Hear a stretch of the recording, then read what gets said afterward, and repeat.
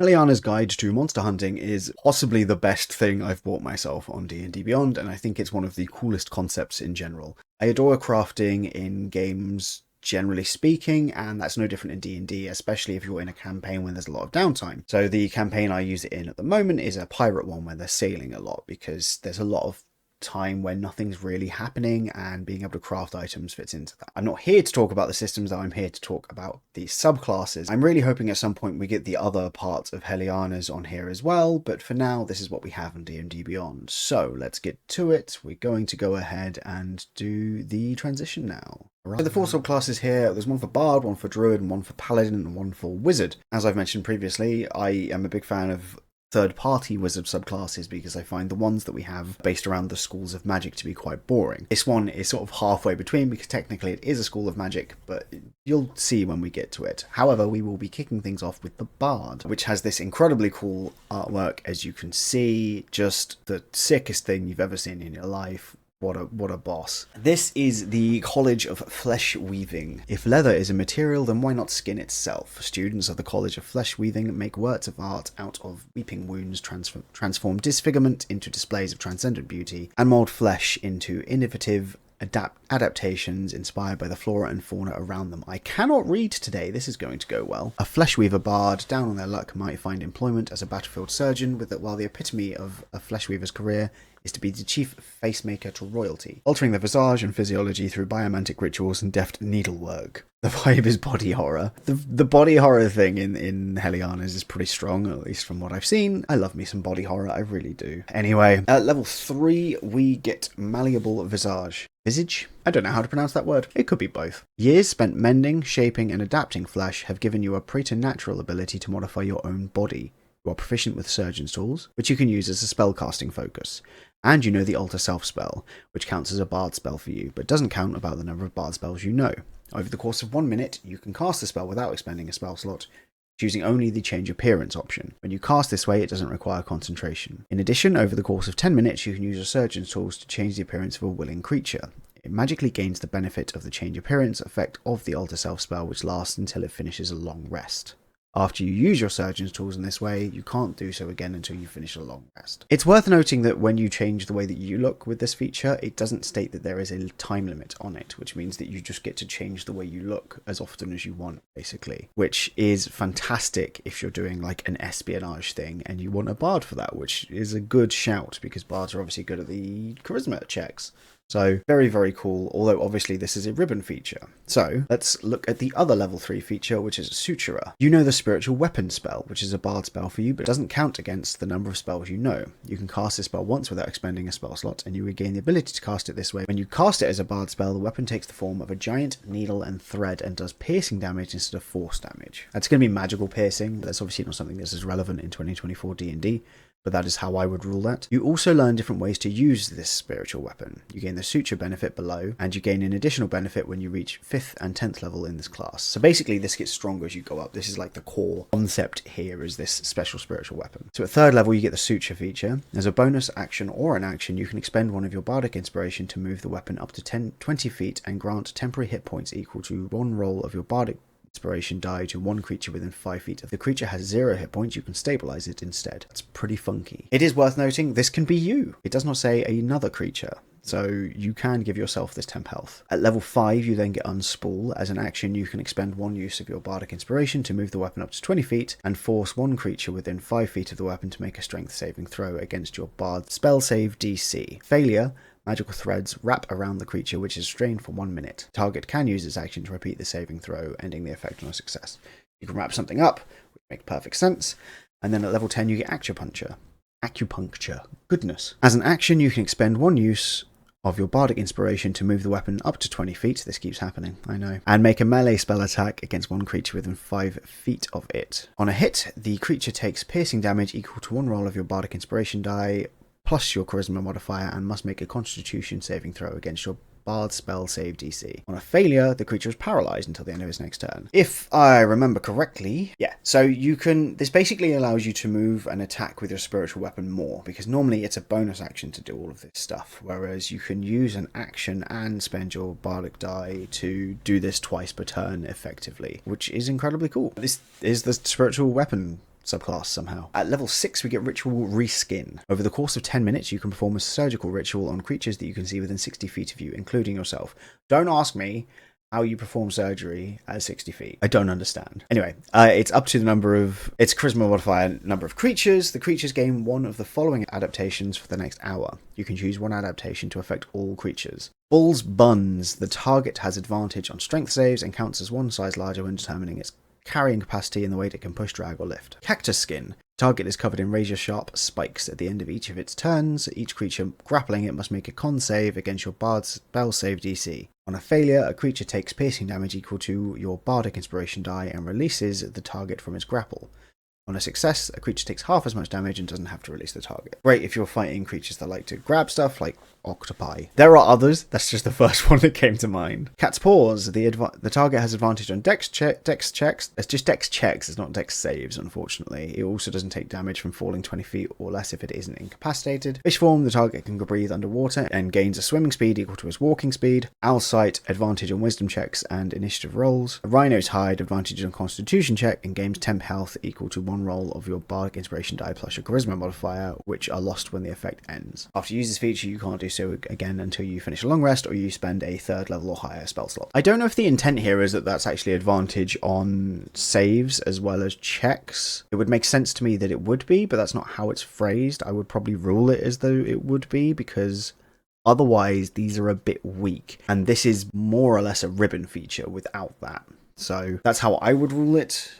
If it was definitely all strength checks and saves, or like all dex checks and saves. Obviously some of these are a lot stronger. Dex saves would be huge, wisdom saves would be huge. But yeah, it's not bad. Advantage on initiative rolls is solid, and same with wisdom checks. They're all very important. It's worth noting there is no advantage on charisma saves here, or checks, which is a bard you would expect a thing to do that. But yeah, and then the level 14th ability is Soul Sow. When a creature uses one of your Bardic Inspiration dice or fails a saving throw against your sutras, features, unspool, or acupuncture effects, which is your spiritual weapon thing, it becomes soul sewn to you for 1 minute. While soul sewn, an ethereal thread connects you to this creature via a straight line that only you and creatures with true sight can see. The thread breaks if the creature is ever more than 100 feet away from you. Spool. You can use a bonus action to teleport to the nearest unoccupied space of a soul sewn creature of your choice, or attempt to switch places with a soul sewn creature. If the creature is unwilling to switch places, you must succeed on a contested charisma check against the creature. You're probably going to win that because you're a bard. On a success, or if the creature is willing, you and the target teleport, switching places with one another. If there's not enough space for either of you to switch places, you automatically lose the contest. You can do this a number of times equal to your charisma modifier, and you regain all uses on a long rest. Being able to teleport to creatures or swap places with them is a really fun feature. I don't know that it's really strong enough to be the level 14 feature here personally. It's useful for dragging creatures to you. No, you can... Okay, so you can't actually bring them to you. You can swap with them or you can teleport yourself. This is effectively a spiritual weapon bard, like I said, at level 3, but I don't feel as though the rest of the features really give you enough bonuses for doing that. And even this one here, while it's super fun, the level 14 feature, it doesn't feel like it's really strong enough. But then you are also still a bard, so bards are pretty good. I like it. I don't know if it's really strong enough, but it's definitely full of flavor. The druid is the Circle of the Hive. This is the one if you like the bug ninja from Naruto, or just like the idea of being home to a bunch of little bugs. I don't have that as a phobia, and my skin is still crawling, so, you know, good work. Also, look at this art. Adorable. Or terrifying. Or both. Druids of the Circle of the Hive share their body with a plethora of tiny arthropods, insects, arachnids, or even crustaceans. These symbiotes call such druids home, living within their skin, clothes, and hair. It can just be like clothes and hair if you're feeling a little squeamish about them being inside your skin. The habitation might manifest as a honeycomb-like hive, a silky subcutaneous trapdoor below which lurks a spider, or butterfly chrysalids hanging from their hair. Druids of the Circle relish creating a moving biosphere that sustains a variety of organisms, often seeking out new and exotic species as symbiotic lodgers. These creatures are part of the druid, nourishing and protecting the druid as the druid nourishes and protects its tenants. Obviously, fantastic flavour, but I also like that it mentions that you seek out different creatures, because theoretically, if you find like a really cool insect or a little dude, you can, you know, adopt them and bring them into the fold, as it were. Right. At level 2, so this would be at level 3, obviously, for 2024, but that's fine. Your symbiotic link to arthropods and their versatility grants you access to certain spells.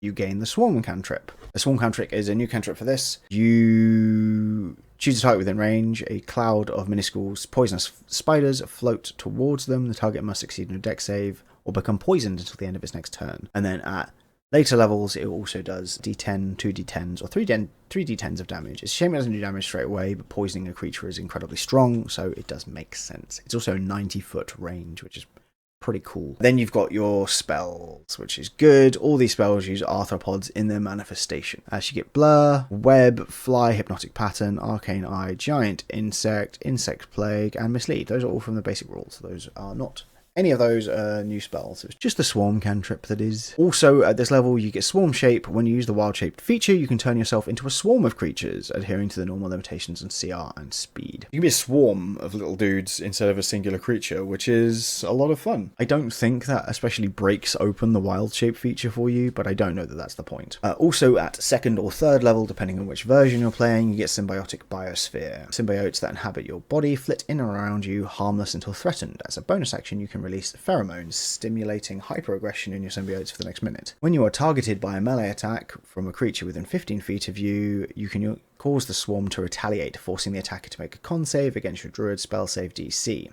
creature takes 2d6 damage, poison damage on a failure, half as much on a success, and the damage goes up at 6th, 10th, and 14th level by 1 dice. After it does so, it can't do this again until your next turn.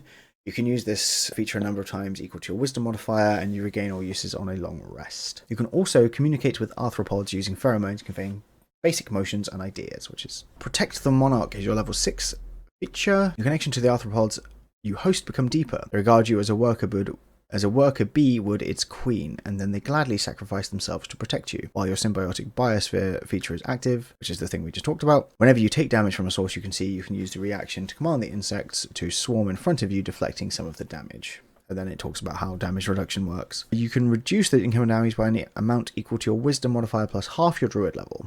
I mean, that's potentially... It is good that that scales, but it's only ever going to be... So the max that could be, theoretically, is 15 at level 20, which is just not much. But then you've probably got other reactions, so it's a nice little bonus thing. You can also do this as many times as you want, as many times as you have reactions, and the life to do so, which is not bad. Level 10 is Honey Adrenaline. You have attracted a species of flying arthropod that produces a mixture of sugar and adrenaline with amazing stimulating properties. As a bonus action, you can send these creatures to invigorate a willing creature you can see within 30 feet of you. The creature regains hit points equal to your druid level and can immediately use its reaction to move up to its speed. This movement doesn't provoke opportunity attacks. You can do this a number of times equal to your wisdom modifier, and you regain all uses on a long rest. It's nice to have this extra bonus action, and it's also nice to be able to get other characters to move, because it gets them out of danger theoretically, especially if you're casting around NPCs for whatever reason. And then your level 14 feature is Swarm Sense. Hosting such a variety of tiny beings has permanently altered your personal biosphere. You gain the following benefits: Blind Sight and Tremor Sense out to a range of 10 feet, resistance to poison damage, immunity to the poison condition, advantage on saving throws made to make your concentration, and advantage on initiative rolls. That's a really strong suite of abilities, for sure. But this is level 14, which is up there. So I think this is really good. Like, that feature is pretty good. I don't know, again, I don't think it's especially powerful. I don't know that this subclass is really broken. I think it's fairly reasonable. It does some cool stuff. The issue with druids is they compete with the Circle of the Moon, and moon druids are preposterous, which makes it really hard, I think, to design a druid that isn't just about the vibes. I think it's strong-ish. I don't think it's up there with the best druid subclasses, but it is incredibly fun, and if that's what you want to do, like, this is hitting the nail on the head again in terms of flavour. The paladin is the Oath of the Harvest, which you've got this little pangolin dude. Shout out to pangolins, in case any are watching, I guess. That makes sense. The Oath of the Harvest attracts paladins who wish to nourish and heal the world, often found on aid missions to war-torn lands. Such paladins resort to harm only as a mean of preventing further suffering. These are good dudes. Paladins who swear this oath are more likely than not to heal, feed, and nurture a wounded foe, provided the defeated creature gives its word of honour that it will cease its nefarious activities. They are no fools, however. Typically versed in religion and medicine, these paladins are unlikely to believe the word of creatures inherently inclined to lie, or those that have previously broken their word. So you get to be lawful good, but it literally says don't be stupid, which is nice. Your tenets are: share your meal. Your powers are gifted to be shared. If someone is in need, you must use your power to meet those needs. To eat your fill while another goes hungry is selfish. Act. Note, nurture over cure. Act in the greatest interest of the many. Find ways to prevent harm before it must be healed, and promote prosperity. Whether in matters of love, politics, or war, always give your antagonist the opportunity to change and redeem themselves before casting a fatal judgment. A good meal can serve as the backdrop to such events. At level 3, you get a bunch of stuff because you're a paladin. That's how this works. You get oath tools. Always keen to fortify others with flavorful food. You spend hours slicing, dicing, and cooking. You gain proficiency with cooked utensils. Oath spells. You get heroism, purify your food and drink, prayer of healing, warding bond, beacon of hope, create food and water, death ward, resilience sphere, greater restoration, and mass cure wounds. Very strong healing and support spells. You sort of get like one good one and one not so good one throughout it, really. So heroism's really solid. Heroism is incredibly solid. Prayer of healing is obviously very good. But creative food and water is indispensable if you're playing a campaign where food and water are scarce. Death ward is great. Resilient sphere is pretty decent as well.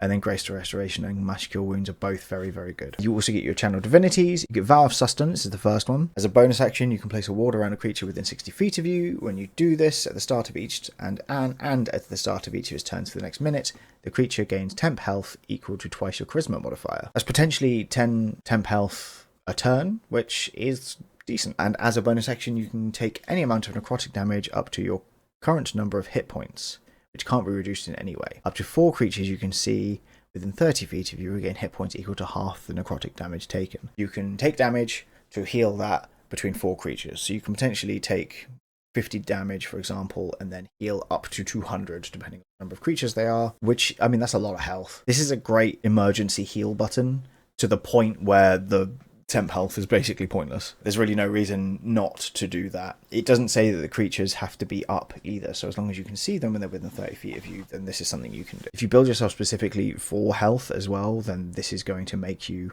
indispensable. There's also that spell that shares damage you take with another creature. I can't remember if paladins get it, and I can't remember what it's called, but that's a fun combo. Aura of Rejuvenation is your level 7th feature. You emanate an aura that increases the potency of magical healing and hearty meals. Whenever a creature within 10 feet of you regains hit points from a spell, potion, magical effect, or food, it regains an additional 1d6 hit points. Whenever a creature rolls 1 or more hit dice to regain hit points during a short rest, it regains 1 additional hit point for each hit dice expended this way, so long as it spends the majority of the short rest within 10 feet of you. At 18th level, this is 30 feet. So this is a super healing focused class, as we already know. The hit die thing is quite a solid feature. If you're doing a lot of dungeon delves and stuff, then the 10 feet restriction isn't going to be an issue. But it's obviously the healing that's the real star there, because you can do mass healing word or something, or even if you just do healing word, as long as you're close enough to them. Or Goodberry. You can give creatures Goodberry, and they can heal 1d6 as well as the Goodberry, as long as they're close enough to you. That's strong. A little broken, but it's healing, right? Healing can be broken. I think designers and players as well, we're all a little more comfortable when healing's broken rather than when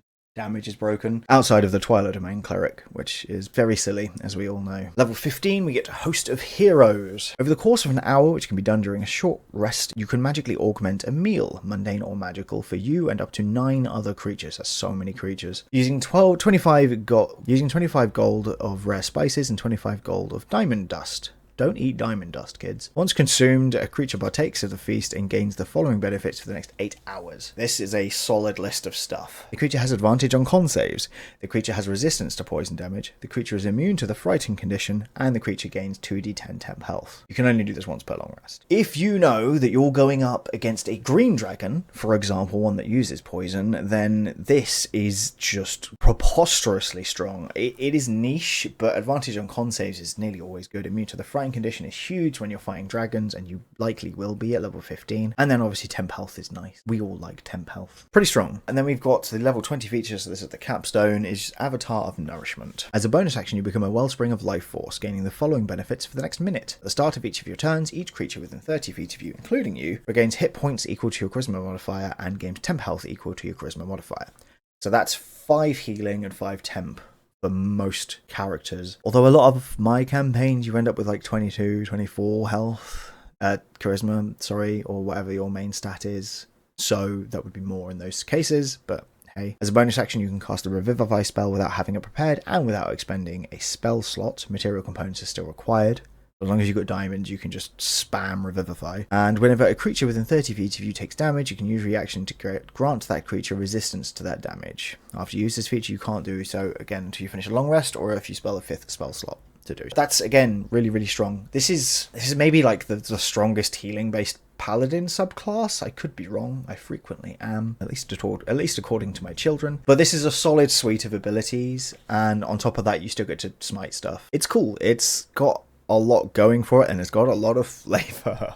Finger cuts. Sorry. Puns are great. Finally, we have the Wizard School of Biomancy. Again, I love the artwork. I love the artwork in this book. I really like Heliana's Guide to Monster Hunting. I really hope we get the other stuff from it on D&D Beyond at some point. My understanding is that there is a Monster Tamer class, which is basically a Pokemon Master. I would like to play as a Pokemon Master. Not a huge shock. I have an Arcanine, which is impossible to show to camera, on my forearm, covered in nerdy tattoos. So again, this would be level 2 at 2014, level 3 in 2024. But before that, we have the flavor. Practitioners of Biomancy tend to have a growth mindset and an endless propensity for self-improvement.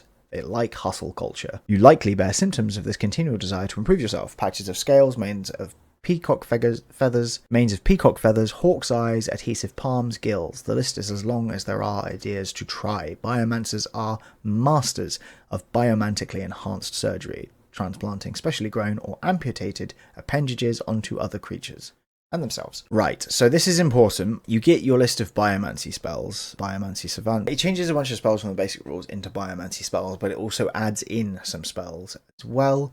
It actually has a list of them in one of the appendixes. I believe these are all basic ones. Oddly enough, it does add a bunch of other spells, and it adds spells like Chameleon Skin, which is transmutation and not Biomancy for some reason. Yeah, which is a bit of a strange choice, but hey, the spells that you get in this book are kind of Biomancy themed, or some of them are a bit silly, and then some of them are magnetic themed, which is cool. There's also a depth charge spell, I believe that's from this book. That's super fun. Anyway, my point is, it explains what Biomancy spells are, so don't worry about that. Yeah, the Savant thing means that the gold and time you spend is halved when copying spells into your spellbook, and also you gain proficiency with Surgeon's Tools. So yeah. You also get Biostimulation. You learn to channel biomagic into your cells, restoring your vitality. When you use a spell slot to cast a Biomancy spell at first level or higher, you can simultaneously redirect a strand of the spell's magic to energize and repair you or your target's body. You or your target, your choice, regains a number of hit points equal to twice the spell's level. Wizards aren't great at healing. Having a class that can heal itself really ups the survival chances of this, along with other stuff as well that we will see. It's also nice that you can theoretically cast haste on a creature and then heal them at the same time. At level 6 we get self-improvement. As you can see, long old list of things here. You can perform minor surgery on your body, improving yourself in a very literal sense over the course of 1 hour, which can be done during a rest. You can enhance yourself with 1 biomagical improvement. Choose from the following options. Need a drink before we do this. Amphibisprings. Goodness, they're going to test my reading here. With enhanced quads, gains, and a ratcheting mechanism in your Achilles, your jumping distance is tripled. You gain a prehensile tail or an extra arm, allowing you to hold one more thing, conferring advantage on ability checks you make to climb, and conferring advantage on that. Detachable hand. As an action, you can detach your hand and imbue it with biomantic magic. The hand follows the rule of the Unseen Servant spell, except it's not invisible, and it waits patiently if ever more than 60 feet away from you. If your hand is ever reduced to 0 hit points, it is destroyed, and you grow a new one over the course of a short or long rest. Always good to be able to grow back your hands. Firefly Skin. You can cast the light cantrip at will with yourself as the target. As a bonus action, you can flash brightly for a moment. Each creature within 5 feet of you that can see you must succeed on a con save against your wizard spell save DC, or be blinded until the end of your next turn. After you use this bonus action, you can't do so again until you finish a short or long rest. Owl Eyes. You gain dark vision up to a range of 120 feet. That's a decent amount of dark vision, even if you already have dark vision. Slime. You exude slime. Disadvantage on grapple checks against you. Scales. Your skin is covered in scales. You get +1 AC when you're not wearing armor. That stacks with mage armor. That's always good. Spider Sense, you gain 1d4 bonus to your initiative rolls. Talon, one of your hands is replaced with a wicked giant hawk's talon, a natural weapon that you can use to make unarmed strikes. If you hit with it, you deal slashing damage equal to 1d8 plus your strength modifier, and it's not bludgeoning, basically. If you're grappling a creature with this talon, you can automatically deal this damage to the grappled creature once on each of your turns as a bonus action. Really good if you want to be grappling creatures, although that's a little terrifying if you're a wizard. Third leg, your speed increases by 10 feet, and you have advantage on ability checks and saving throws that make you go prone. And then Trimorphism, you can cast the Enlarge Reduce spell on yourself at will. No material components or concentration required. Okay, you might be thinking, wouldn't it be nice to get a few of those at the same time? And you're right, because that's exactly what you get. At 10th and 14th level, you can sustain an extra one. So 2 at 10th, 3 at 14. So obviously you could be a real big dude with a talon and slime or scales or something. So you can tinker with yourself to mess around with what advantages you have. These do last until you change them, basically. Every time you add a new one, you can choose one of the other ones to wither away the moment you finish the new surgery. So these are permanent buffs that you can just sort of chop and change as you want to, which is really cool. So if you get a really good item that gives you an extra attack or something with unarmed strikes or natural weapons, then maybe the talon is the go-to from there. Or if, something that lets you, if you get the cactus skin from the Bard subclass, you can then add slime to just make sure nothing can ever grapple you. Level 10 is Spell Splitter. Your fiddling self-improvement has led to the ability to benefit from magic you create. When you cast a wizard spell that only targets one creature and doesn't have a range of self, you can choose to simultaneously target yourself with the same spell. You can use this feature a number of times equal to your intelligence modifier, regaining all uses on a long rest. So this means you can buff yourself as well as another creature, which is a big deal. Haste is another fantastic, again, haste is nearly always good, so yeah. And then our final option is long. Wizard subclasses always have so many words, man. Endocrine Overload. Over the course of 1 hour, which can be done during a rest. Man, you're not really resting at that point if you're doing like multiple of these things during a rest. How did you sleep? Yeah, great. Have you got a new arm? Yes. Over the course of 1 hour, you can craft a capsule of potent stimulants, choosing from either the brutish or swift archetypes, and embed it within your adrenal gland. With a slight tensing of your brain muscles, it's me flexing my brain muscles, you can crack this capsule as a bonus action, stimulating your body. For the next minute, you gain the following benefits based on the archetype you choose. Irrelevant of which one you choose, you get relapse, so when it ends, you gain a level of exhaustion. You can't move or take actions in your next turn. It's a bit like running out of haste, but with exhaustion thrown in. So brutish. If you are larger than small, you become large, and your weight increases proportionately. If you lack the room to become large, your size doesn't change. Your strength score increases to match your intelligence if it isn't already higher. You gain an advantage on strength and con checks, and strength and con saving throws. Given the wording of this here, I think it's pretty clear that the Bard feature isn't meant to include saving throws, so sad. You grow an appendance at which you can make melee weapon attacks. When you grow the weapon, you can decide if it deals bludgeoning, piercing, or slashing damages. You are proficient with a weapon, and you use your strength modifier for attack and damage rolls. The weapon deals 2d10 damage. That is a chunk of damage. You can attack twice instead of once when you attack.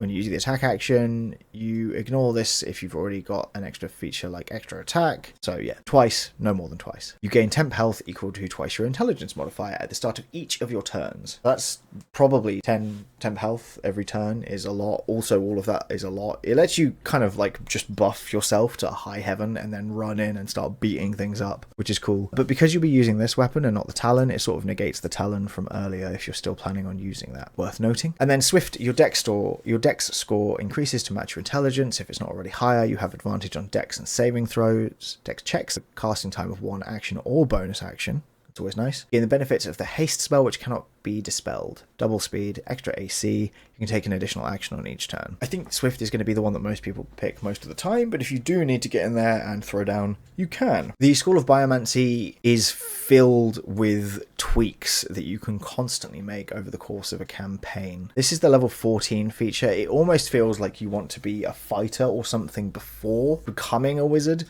Maybe you could be a level 5 or 6 Eldritch Knight and then go into this. Something along those lines would potentially fit pretty well, or obviously the Artificer is a good choice, or maybe the Scion if that ends up coming out. Actually, the Scion would be a really fun flavor fit with this. I think it's decent. Wizards are generally carried by their spells, not by their subclasses, unless you're doing a Blade Singer.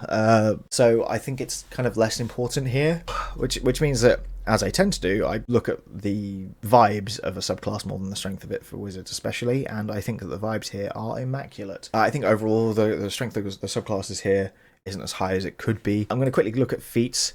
These predominantly give you special attacks basically with the unique weapons and Helianas, which are twin blades, claws, nunchucks, whips and tether hooks. Whips are in normal one, but anyway. And then Magitek firearms or Tommy bows. Tommy bows are very silly. You also get crafting feats to help you deal with the potions, meals, and the actual item crafting, and then harvesting feats as well. I'm not going to cover all of those because a lot of them are really specific to the rules within Helianas instead of just being kind of subclass based. Overall, I like the subclasses and Helianas a fair bit. It's not why I would buy the book though. If you're considering buying the book for the subclasses, I would certainly look more to the actual rules that you're getting with the crafting and the harvesting and the monster hunts and things like that. Again, as I said, this is one of my favorite books on D&D Beyond. I think I prefer the Crooked Moon slightly because I prefer more of the player options here.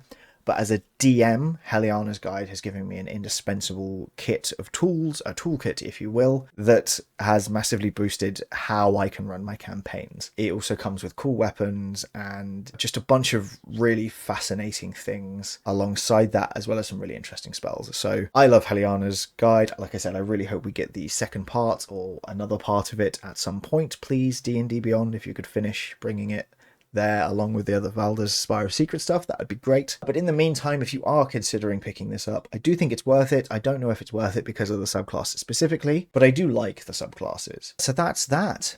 If you enjoyed this, please like and subscribe, and I will see you next time.